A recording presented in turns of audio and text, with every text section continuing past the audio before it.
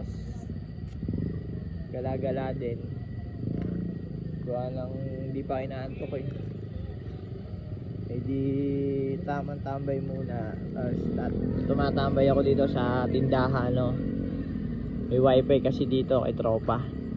Yan, kumukonect na lang ako. Piso wifi yon. Ngayon baka matulog na rin ako guys, no. Anong oras na.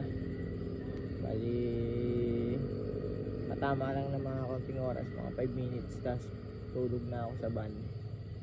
Bali doon ako tutulog. Masanay ako doon eh, tsaka mas komportable ako.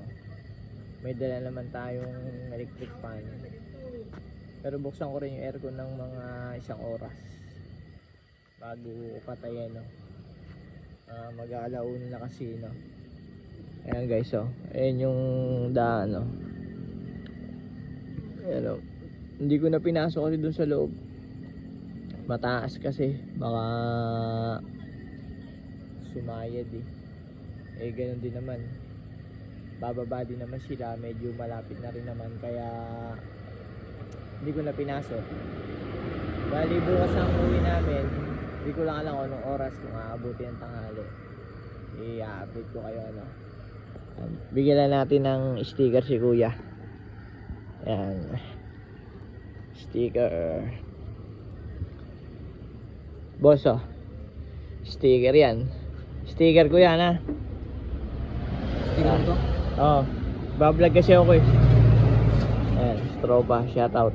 Shoutout. Ayan, ha. Nasa Real Quezon ako eh. Ayan, Stroba dito ako nakatambay. Ayan, oh. Piso wifi. Ayun guys, nabigyan natin si kuya ng sticker kasi doon ako tumambay. Bait ni kuya eh, pinatambay ako. Kaya binigyan ko siya ng sticker. Tapos sinabi ko na rin yung page natin tsaka yung account. Siyempre bagong tropa, bagong followers, diba? Kung magawin ulit tayo dito, may kakilala na tayo, diba? Kaya ayun, binigyan natin si kuya ng sticker. Pasok na tayo sa van life. Ayan guys, isang una van life tayo ngayon. Van life yan, set natin. Tapos ito kunin natin yung ano natin dito, electric fan. Ay hindi, buksan muna pala natin ng konti. Yan.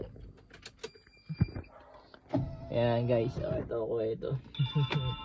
Shout out. Alamig muna tayong konti.